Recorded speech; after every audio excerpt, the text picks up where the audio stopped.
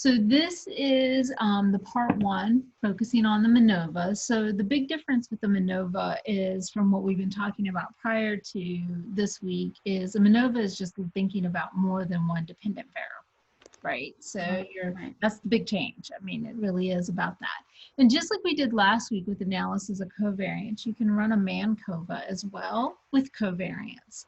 I'm going to show you how to run a one-way Minova today, just because that's the basic. Once you can do that, usually you can do the other pieces. But I have put in some tips and tricks along the way in the notes to try to help you when you're interpreting, say, two-way, or you're looking at a Manova. All right?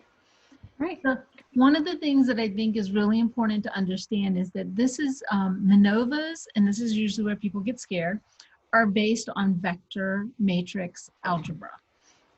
So now you're looking at a lot of different relationships, and I'll show you that in the example we're going to look at. But I wanted to give you just a simplified way of thinking about, okay, what questions can I answer with a Minova?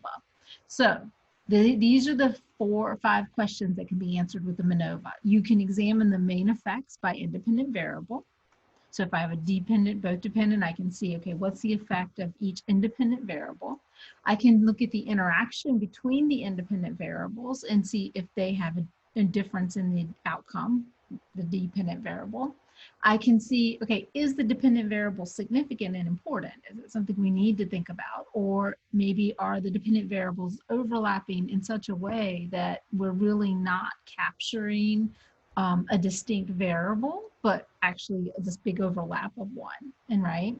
And then the other thing is, or are the dependent variables so different that we can't really create a unique variable because there's no relationship between these two? So that's what we're answering in that third question. What is the strength, well, actually that fourth one, the strength of association between the dependent variables? If it's less than 0.2, we usually say we can't run a Minova. All right, because there's not enough relationship between the two dependent variables to create an interaction of those two variables. It's called a unique or a new variable. And there's some debate in the field, but usually 0.9 is how much they have to be correlated to be considered multi-collinear. So 0.9 or higher. Sometimes you'll see 0.8. or higher, but 0.9 seems to be the absolute cutoff. If they are correlated at 0.9 or higher, they're so overlapped, we can't make a new distinct variable with them. Okay. And then what are the effects of covariance and how can they be utilized? So if we're running, you know, a Manova, what would be the effect of covariance? Because as we saw last week, when you run a covariant, it sometimes can change the outcome of what's happening when you control for something. I like to call it starting at a different starting line, right? Like if classroom A is already excelling at math and classroom B isn't, and I do an intervention in both those classrooms and they all go up to, say, 89, well, that's not really saying that they're equal differences, right? Because I haven't accounted for where they started. And that's why covariant is so, so important. All right, just like we've done in other ones, we have to think about the assumptions. These are the things that have to be in place for us to be able to run a Manova. So we need to have 2 or more dependent variables. They can be interval or ratio, but they need to be continuous. Whereas our independent variables need to be categorical and independent of each other. We need to have independent observations, and I'm going to show you how to test for that. We need to have an adequate sample size. A great tool for that is GPower, which is a free downloadable tool that you can use to calculate sample size. And you also need to have, for Manova to work, you really need to have equitable number of samples within each cell. If you have unequal ones, you have to run a slightly different test. You need to check for outliers, because obviously outliers can impact the relationship. So we get a test, and we're going to look at both box plots, which we've already done, and then we're going to look at Mahalanobis distance, which is another way of testing for multivariant outliers. Then we're going to also look at Shapiro Wilk, which is a way to test for multivariant normality. So now, before we were looking for that bell-shaped curve, right? And whenever we had an Manova or parametric stats, now we're going to use this test to see how the variables look together. Are they all plotting along a normal curve together? Is there a linear relationship? Doesn't matter what that relationship is, but we need it to be linear. If you plot your scores and you see that they're all equally spread out in a cell, that's a problem. We want to see some sort of linear relationship so we could plot a line of best fit if we wanted to. Then we need to have some variance and covariance matrix. So we need to see that whatever we're seeing in each one of the cells is kind of repeating. Right? There needs to be some sameness in what we're seeing across the cells so that we can make some predictions. If each cell is showing a different type of regression, then it's going to be hard to make predictions off that because one would be negative, one would be positive, and that would be really confusing to interpret. When I say no multi-collinearity, we're talking about that 0.9 or higher. Okay, so that 0.9 or higher for our dependent variables. Remembering that we want our independent variables to be correlated with our dependent variable, but we don't want, if we go to a two-way Manova, we're going to have to also check for multi-collinearity between those independent variables, because if the independent variables are correlated too much, we won't be able to use them to really say much, right? Because they'll be overlapping. Here's some threats to Manovas as well, and then we're going to talk about these, but I wanted to just introduce some terms here, so these are in your notes. Now, I created this chart to help people know when to run what type of Manova. So if I have one independent variable and two or more dependents, it's a one-way Manova. Two independent variables and two or more DVs is a two-way.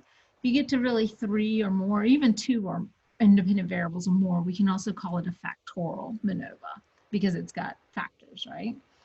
If I have one independent variable and one covariant and two or more dependents, then I can do a Manova. And here, if I have repeated measures where I'm measuring, say, the same person but 3 different times, then I could do a one-way repeated measure. So very similar to ANOVAs, it's just adding those dependent variables to it. So I hope that chart's helpful in helping explain when to use what. All right, and remembering that the results we get from our Manova only tells us if there's a difference, it doesn't tell us where the difference is, just like in an ANOVA.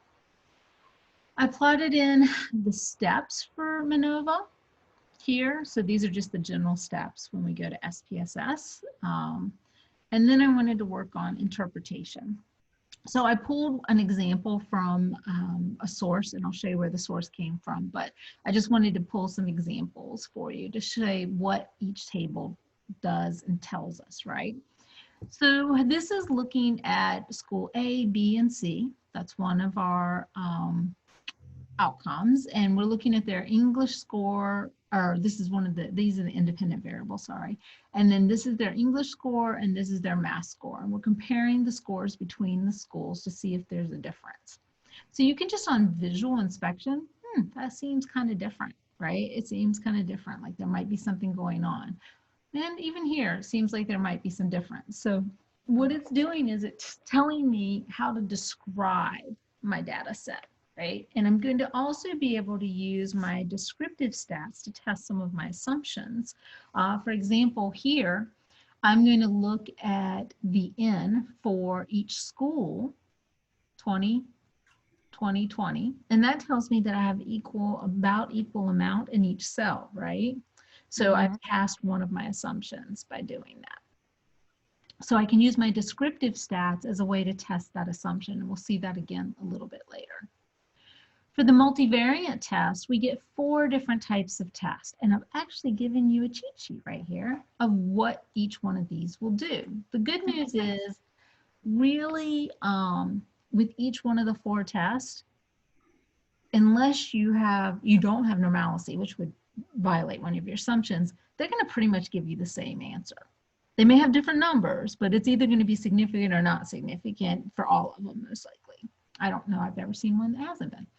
But one of the things I will say is if I have equal sample size, or about equal sample size, Wilk's lambda is probably a good one to use. If my sample sizes are a little bit different, or maybe I'm questioning if I violated that assumption, I would probably go to the Pila trace. Okay, so, but for most of yours, you're going to probably be using the Wilk's lambda. Okay, but they're interpreted the same way, very similarly. Okay. You're looking for that significance level, all right? So in this one, you can see we have our F score of 13.731 or 35. It is significant, remembering that it is not significant at the 0.000 level. Because SPSS, there's a 1 somewhere in there, but SPSS can only report 3 decimals. So it would be appropriate to say that this is significant at the point, I would say P less than 0.001. Okay. That would be the most appropriate way to do that. And what I'm saying here is the school that a student is at here, right? Because I'm looking at their math and English score. I'm saying that the variance in their scores is, because of this partial eta squared, I can say 32.9% of the variance in a student's scores is accounted for by the school they attend. So that eta squared tells us the variance, this tells us it's significant, and this is the F score that we would use. So this is how we find the Wilks. Okay. And I had that explained a bit, but this is what it would look like. There's a statistically significant difference in academic performance based on a pupil's prior school. And this is the score. And the way I got the degrees of freedom for our denominator and numerator is very easy. It's like up here. So this is my hypothesis denominator, or numerator, sorry, my numerator, and this is my denominator. So that actually gives us at this point, which is really nice. It's right there, spelled out for us. So the this is the numerator. 4 is the numerator, and the 112 is the denominator. It's our error, degrees of freedom. So I write those right here with my F score, P.0005, my Wilk's lambda, and you can find, if you're ever looking to where to type that, the lambda is in under insert symbols. So you can go to symbols, and lambda is in, you can choose here and find lambda. Somewhere it is in here, I promise. Greek. Is that the right one? Yep, that's lambda right there. And you just hit insert in case you ever need it. And then here's the eta. Now we want to also know, okay, that was the school in general, right? It was looking at academic performance overall, which was this interaction between the English and the math score. Now I want to look at them individually. So it's like we did with our ANOVA. We looked at the big score and then we looked at it individually, right? So now we're going to be doing our between effect size table. And so for school, we're going to skip this and this, and we're going to go straight to school, which is our independent variable. We're going to look at the differences between English and math. And here we see our F scores right here. So for English, it's 18.114 at a significant level of less than 0.001. And then my eta says that 38.9% of the variance in English score is accounted for by the person's previous school. Okay. For math, 14.295, significant at the 0.001 level. And then this says that 33.4% of the variance in a student's math score is accounted for by prior school. So English score, math score. I may have said math here, but that was English. And I've written that out here so that you can see, okay? Now, the reason that we would run a Bonaferroni correction is so that we're accounting for the number of dependent variables that we have. It's kind of like that adjusted R that we had last week. that accounted for the variables. So a Bonafironi correction is correcting for the number of variables. So it's just giving us a more accurate result based off the number of variables we had. And I'll show you where that shows up when we do our run through. Tukey's, in Minovas, I would run a Tukey's if I had equal sample sizes. So that would be the preferred post hoc for a Manova if you have equitable samples. Right. And very much like our previous one, we were looking at the pairwise comparisons. Here we have our English score. So all of this up top is English and all of this down here is math, right? So school A to school B, mean difference of 12.9, significant. And I am 95% certain that the real difference between school A and school B falls between 6.66 and 19.14, right? Mm-hmm. And for school A to school C, difference of 14.05, significant. And I'm 95% sure that the mean average difference for English scores between school A and school C falls between here and here. And I know which ones are significant, not only by looking at my significance line column, but I can also see these asterisks. If it has a single asterisk, it means that it is significant at the 0.05 level. If it has a double asterisk, it's significant at the 0.001 level. Doesn't mean more or less significant. It is just significant at that p-value. Mm-hmm. And I've written this out for you here, so you can see how this is interpreted, right? The way that you would write your results. Okay.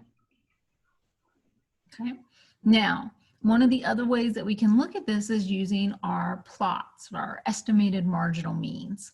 So here we can see there's a significant difference, right? Between A to B to C, from A to B to C. Huge, yeah. Yeah, it's huge. And so we could use the plots to describe our data as well.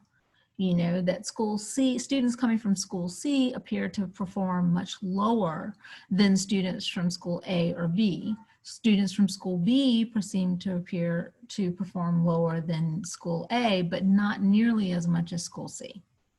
Mm-hmm. So in that last part of our homework, when it asks you to define and describe, this would be a good tool to use for that.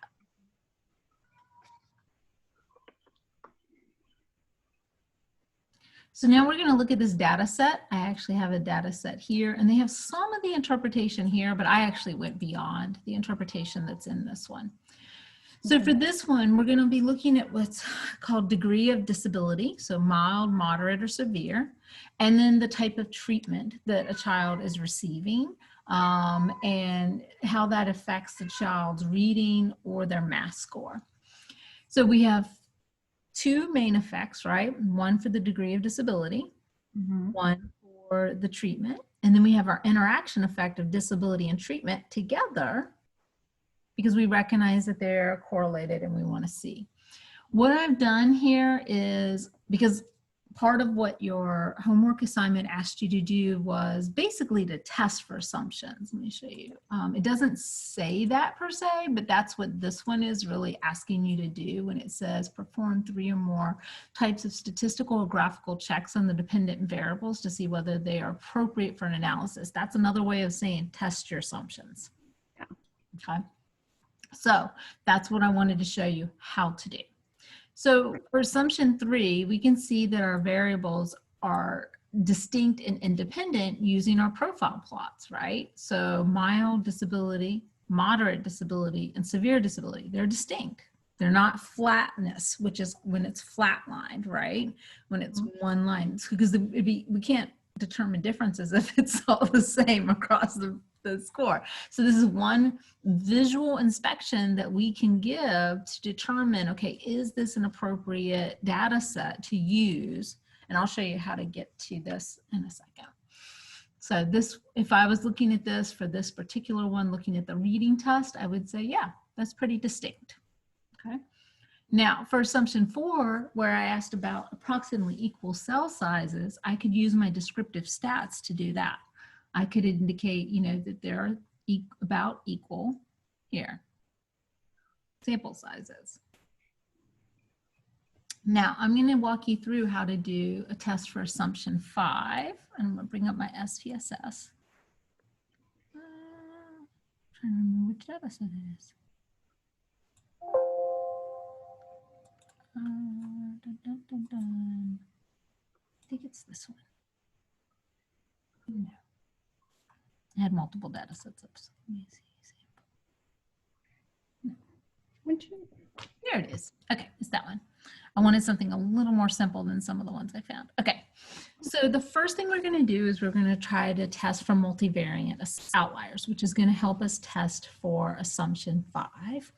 And the way we're going to do that is we're going to go to Analyze, Regression, Linear, and then we are going to put our, and this is where it gets a little sneaky because our IV becomes our DV in this case. So in this case, our independent variable is their, let me think about this, I gotta think it through.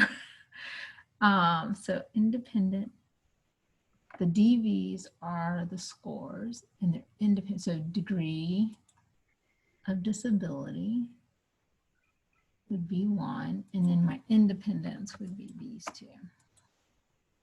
All right, so we're just going to run this one first. I think, let me see, DVs become into Vs. Under save, we're going to pull up our Mahalanobis, and that is going to help us create a new variable. All right, I think, remember, let me see at the end.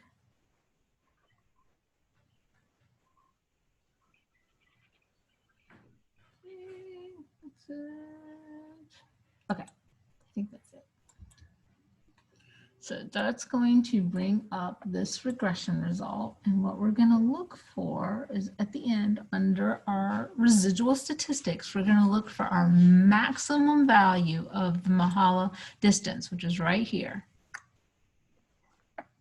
Okay. And we are going to say if the Minova has 2 dependent variables, which this one does, all right, the critical value for this particular stat is 13.82, and this is in the notes, Karen. So if this number is, if it exceeds 13.82, and we had 2 dependent variables, we would go and sort our data set and find that outlier, because that's telling us there's an outlier. If it's less than 13.82, which this is, right? This is very much less than 13.82. It's 3.89, the maximum. And since this one is less than 13.82 and we have 2 dependent variables, our reading score and our math score, we can say there are no outliers. Okay. Okay, and I gave a little cheat sheet in the notes. If it's usually 2 dependent variables or 3 dependent variables. Most people don't want to cause themselves that much more stress to go beyond that. But there are charts for critical value of the stat, but those are the 2 most common. So I put the one for degrees of for dependent variable, 2 dependent variables, and the one for 3 dependent variables in there for you. Okay. But you're looking at this maximum right here. So this is another way to test your assumption. So you could pull this residuals just like I did.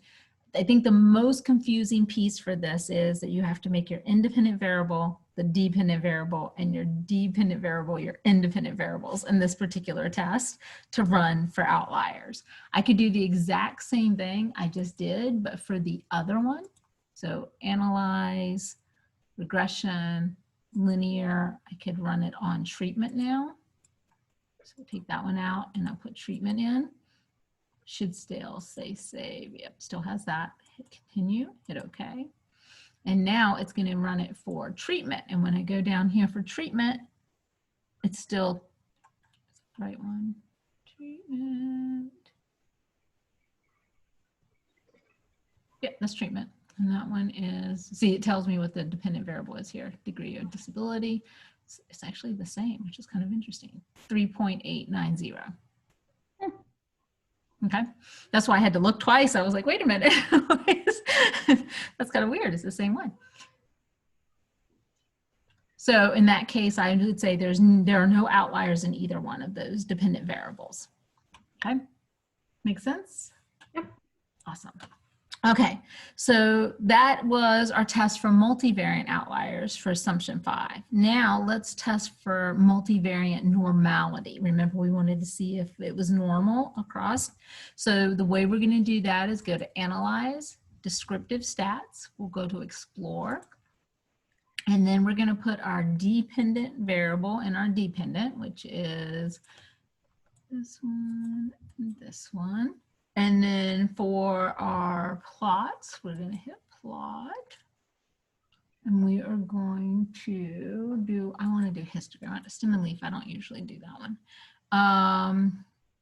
Yeah, I think that'll work. We have to do normality plots for test. That's right, we have to do this one together. Hit OK. And then factors list would be, hold on, let me run it and see because I need to think about that one.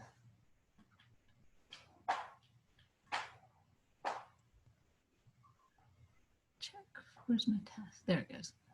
So where is my, here it is, my test of normality. And I'm going to look at the Shapiro Wilk. Okay, so for the Shapiro Wilk, this is looking at degrees of disability for the reading and for the math. And so in this one, I can see that it is not statistically significant, which is good. Okay, so for Shapiro Wilk, I want my p-value to be greater than 0.05. If it's greater than 0.05, that's telling me I can assume normality. Okay. Okay, because I don't want to reject normality. Right, so in this one, I have not violated the assumptions. We can see that for all of these, this is good. And this is what the histogram would look like. So it's kind of showing, you know, a curve, right? A little bit of a curve, might be an inverse, but this one's a little weird, but it's saying that it's fine. So, and this is showing that I have that linear regression, which we're going to look at a different way of doing it, but you can see there is a linear regression here on these individual plots. Even a flat line is a linear. And then here's the box plots that I can use to also evaluate if there's an outlier. Because remember, if there was an outlier, there'd be a point or a dot here. So I can use these to determine outliers as well. And this is for the math. This is looking at the disabilities again. And then we come down here to treatment and see what treatment said. And again, we can say that we have normality by looking at the Shapiro Wilk for that dependent variable. And we have all these charts that we can use to talk about and use as well. No outliers indicated in either the treatment group or the control group. This would be another great tool to use, right? You can copy those. All right, so that's multivariant. Another way to test assumption 7, which is looking for that linear regression, is our scatter plot. And so the way we can do that is go to Graph, Legacy, Scatter Plot. This time we're going to choose matrix because we want it to plot each cell of our matrix, right? Each combination of mild disability to treatment, mild disability to control. We want it to do that. And so what we're going to do is we're going to hit matrix. Did you come up? Here we go. Under options, we are going to exclude case by case variable. We don't have any missing variables, so we're okay there. And then we are going to put the DVs in the matrix. Those are the ones that we want has the matrix. And then our rows are going to be our IV. And we can hit OK. Wow. That came up all squished. Yes, it did. How did it come up all squished? That is interesting. I have never seen it do that before. Why did you squish? Let me run again. Graphs. What do you see? Oh, you know what? Let me take one of these out. Let's see if that helps. Nest variables, negatives. Ah, better. Not still hard to read, but better. So I would run them separately. I do each one separate because you can see clear linear, right? Mhm.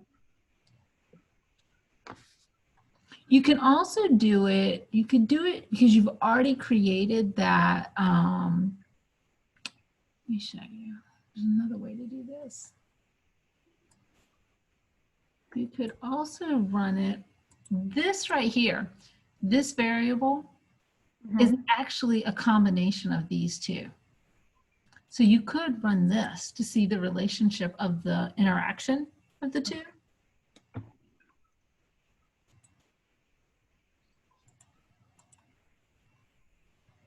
But that one's going to be tiny because it's got too much data and too many words on that one. So I would run them independently then. Okay, for assumption 5.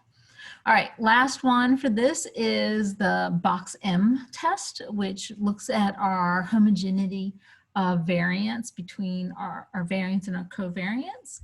And with this, again, kind of like the Shapiro Wilk, we want it to not be significant. Right? And to do that, what I'm going to do, because this is part of our regular run of the data, so, and the rest of these are too. So I am going to go ahead and set up our data set to run the full Minova now, and then we'll go from there. All right, and we'll finish analyzing. So we're going to go to Analyze, General Linear Model, Multivariant.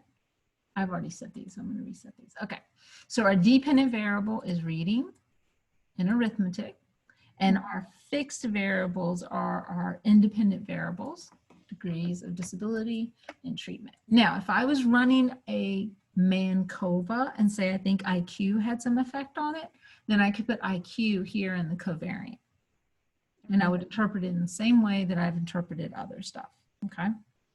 And then I'm going to go to plots. And in plots, I'm going to put both of my independent variables into the horizontal. Oh, that's right, I forgot. So you could put one over here and then you have to hit add. Then you put the other one in and you have to hit add. And then I hit continue. And then I want to go ahead and say, let's go ahead and run our post-hoc. We're going to run it for both. Because I had equal sample sizes across my cells, I'm going to choose Tukey. All right. If I had different ones, I could run Chef, which is a good one for running if you have an unequal. This one right here. It's a good one. Can hit OK. And then I'm going to did that. Okay. I'm going to hit options. Yep, I'm going to hit options, and that's going to bring me up to my estimated marginal means. I'm going to move everything over to here. I'm going to click descriptive stats, estimate of effect size. I could run my homogeneity test here too to test for homogeneity. What else? I think that would be all that. Yeah, let's do that one.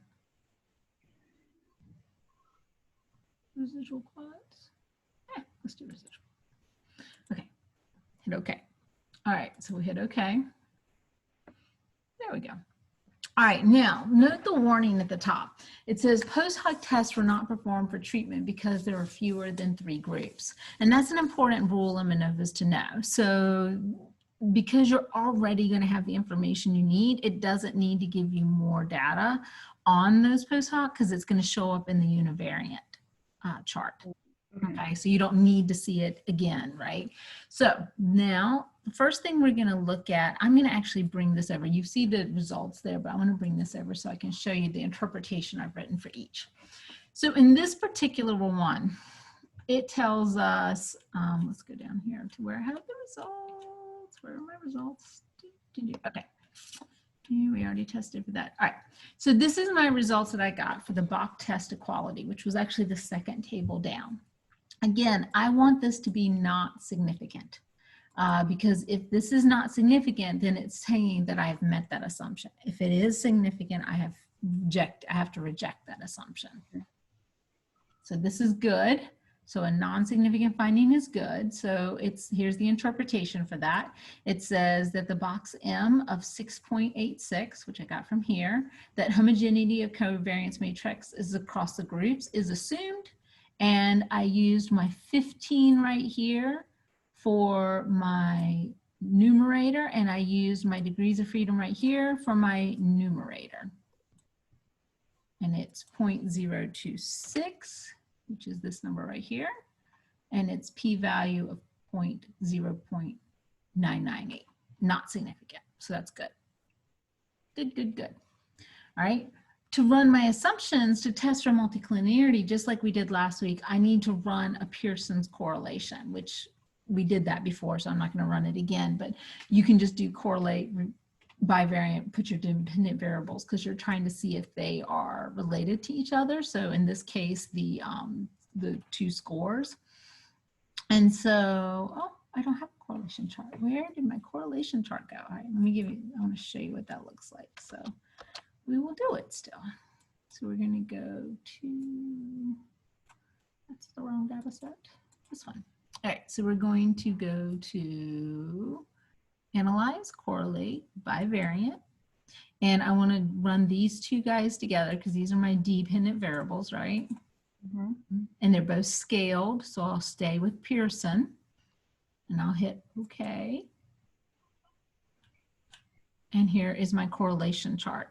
And so in this one, I can see that it's 0.80. So reading is correlated with math at 0.805. Hi, Julie. Hey, Julie. Hi, my client ended early, so I thought I would pop in. Oh, yeah, no worries. So right now and you'll be able to watch the rest of the recording, we're testing for assumptions right now of Minovas. And so we're on the last one. This is assumption 9. We're looking for multicollinearity. So we just ran a correlation, a bivariant correlation for our two dependent variables, which are a reading test and a math test. And in this particular case, we found that they are correlated 0.805. And with the Minova, I want them to be correlated somewhere between 0.2 and 0.9 or 0.89. So this is good. They need to have the dependent variables need to have a relationship, but we consider if it's 0.9 or higher, it's too correlated. If it's 0.2 or lower, it's not correlated enough.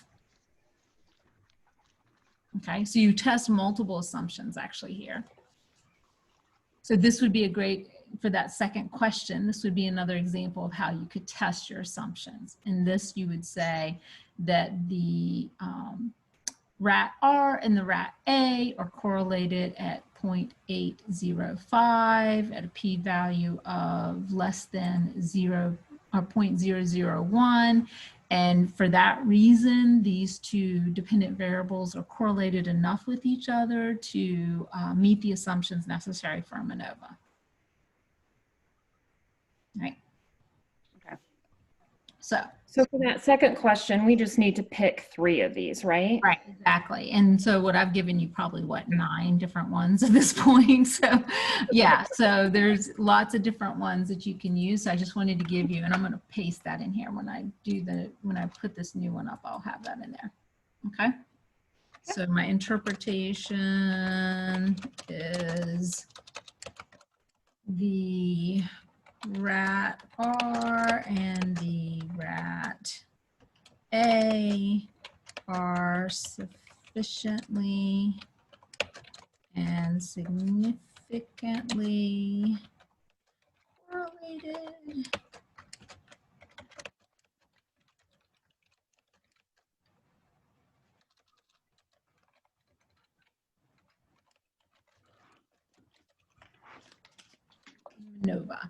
right? And then I could do this. I would do R equals 0.805, comma, P less than 0.001. And then I can also do my R squared. So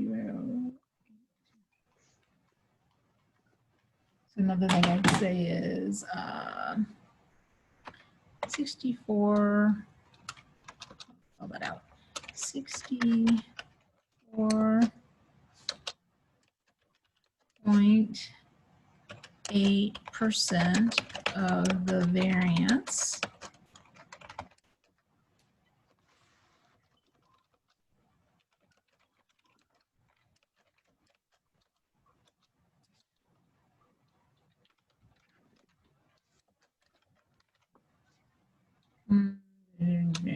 variance, 64.8% of the variance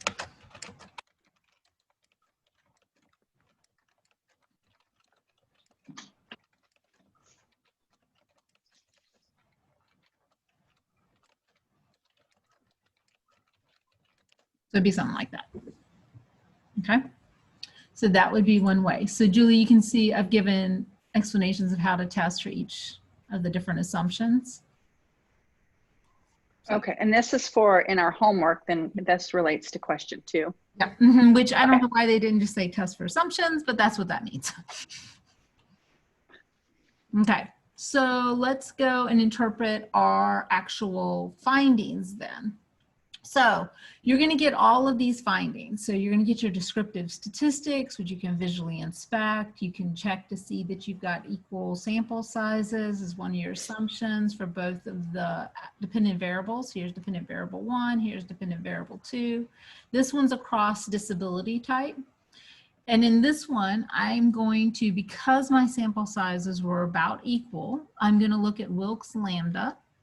That's going to be my preferred test for this particular interpretation, although you'll get similar results for all of them. For Wilk's lambda, I have an F score of 5.386, and I have my denominator degree of freedom, my numerator degree of freedom. This is my significance level, and then this tells me that 49.5% of the change in testing, reading and math testing is accounted for by degrees of disability. So the way I interpret that is the main effective disability or degree of disability is statistically significant at the Wilk's lambda at 0.026, F score 422 equals 5.39, p-value is at 0.004 with a partial eta squared of 0.05 because I can round this up. And then I also do for treatment. So that was disability. This one right here is the treatment's findings for the overall model. And so for this one, I also find it is statistically significant with an F score of 34.44. And this explains treatment, the type of treatment, control or not, will explain 86.2% of the change in testing for these students. Now, what's interesting is when I look at the interaction effect of degrees of disability times treatment, not significant. You see that? This one's not significant. So you're going to look at all three. So I'm going to look at dependent variable 1, dependent variable 2, and then I'm going to look at the interaction effect. So this is main effect 1, main effect 2, and this is the interaction effect of the two dependent variables. So this is my overall model and my interpretation of the overall model. Now, I'm going to look at disability and specifics, right? This is looking at between groups. So now I'm looking at within the degrees of disability, are there differences between the reading and the math? Because up here it was just saying Yep, there's a difference in testing, but it doesn't tell us which one. Is it math? Is it reading? Which one's different? So that's where I'm going to break it out by my independent variables. I'm going to go here. I'm going to look at these results right here. These results will tell me that for reading, F score 5.744, significant to 0.018, and that 48.9% of the variance in the reading score is accounted for by the degree of disability that a student has, mild, medium, mild, moderate, or severe. Math, very similar, much higher variance. And then here's my treatment one, looking at treatment. And I think, Julie, you hadn't come on yet, but I mentioned to Karen that when we're doing a Minova, we don't have to run post-hoc for independent variables that only have 2 levels. The reason being that this is already reported at 2 levels, right? So this is reporting the treatment. So I already have that. So I know that the control would probably be the other part of that, right? So this is the treatment. So I've got my results here that I need, but for disability, degree of disability, there are 3 levels. So this doesn't help me. I need to know more. So I'll have to run a post-hoc to be able to examine that more. Not even going to look at these scores because they weren't significant, right? So the disability times treatment wasn't significant. So I'm not even going to look at that. It's not important. I'm not going to look at it. All right, you can see it's still not significant. Hasn't changed. All right, here's my interpretation. The degree of disability has a significant impact on the reading, report my results, and math. The type of treatment is significant for both reading and math. Now I'm going to look at degree of disability. This is just your means. It gives you your confidence interval. You can say, I am 95% confident that the real mean score for this sample for reading falls between here and here. I'm 95% confident that the real mean score for this test for this sample falls between here and here. So that's how you write your confidence intervals, which would be another way that you could report your results. Now I've got disability. So now I'm looking at estimates and pairwise comparisons that are specific to disability. And now you'll see that it's going to look at pairwise comparisons. And I've highlighted which ones, and we also have these little asterisks to tell us which ones are significant. So in this particular pairwise comparison, I'm saying that a mild to severe disability type is significant, and there are significant differences in the reading. Also for severe to mild, which is just the opposite of that. So it's not any different, it's just the mirror image of that. And then down here for math, mild to severe and moderate to severe both have significance. And then this is how I'd write it out. Okay, now I wanted to point this out because when I ran my data, I actually calculated an adjustment for multiple considerations using Bonaferroni. Because, and where did I do that? Let me show you where I did that so that you guys can see that. So when I went to analyze, generalized, multivariant, not there. Not there. I have to sometimes think about it myself. Options. Oh, yep. So in order to do that, because one of the homework assignments asks you to do a Bonaferroni correction.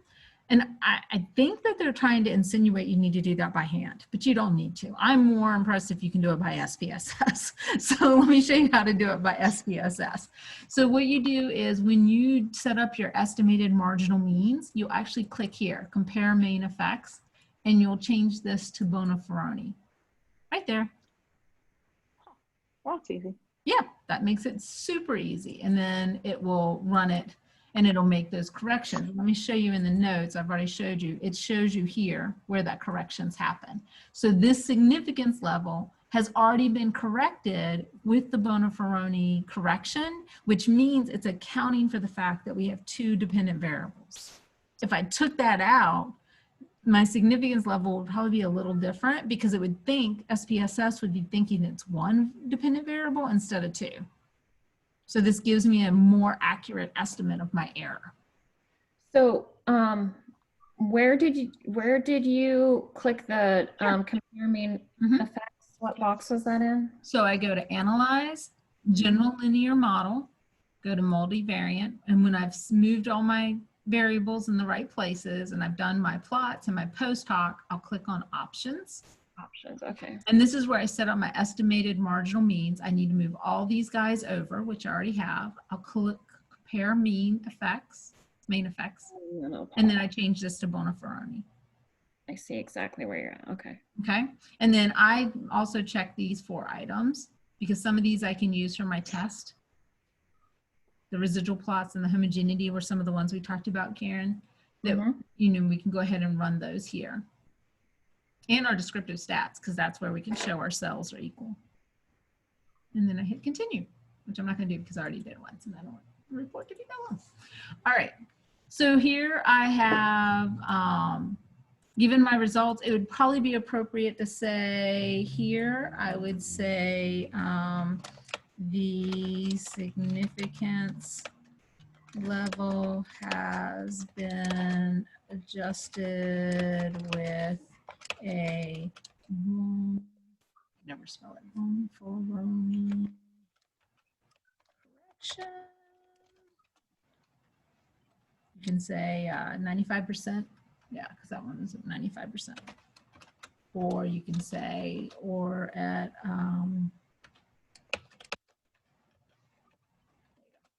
something like that. Okay.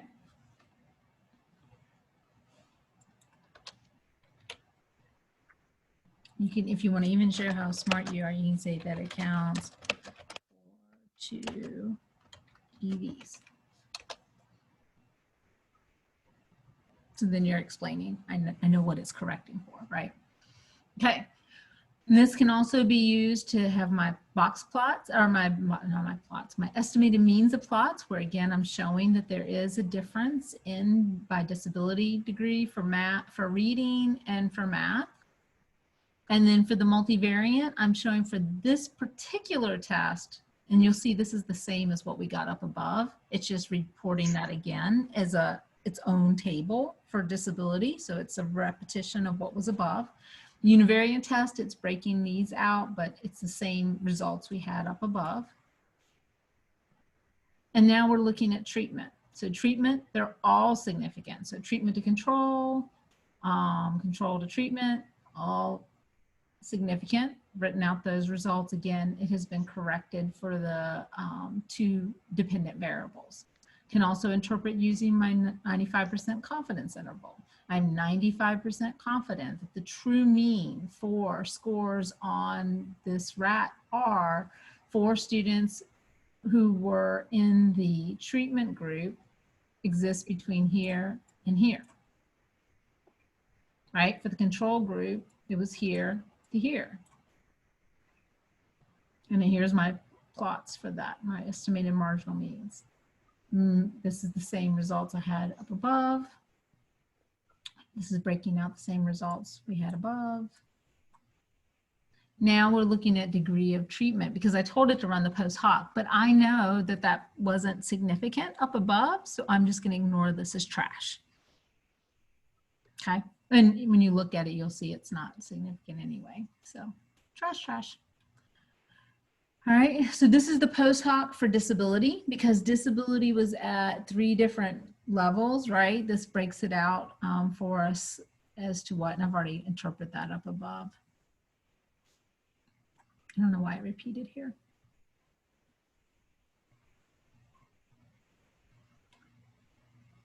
This does give you, this is kind of cool. It tells you, you know, which ones were significant, which ones weren't. For the Tukey, but you can interpret it up here as well.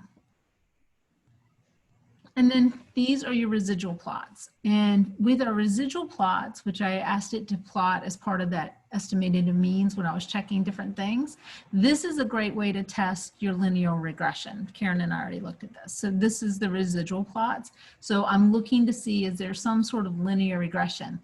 This is what I predicted. This is what I observed. So the observed is what we're most interested in.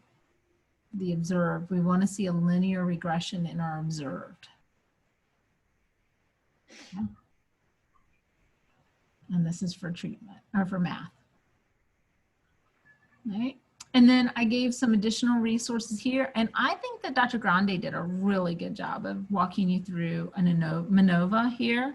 So I gave this one as well, so that you have that additional support if you want to look through that.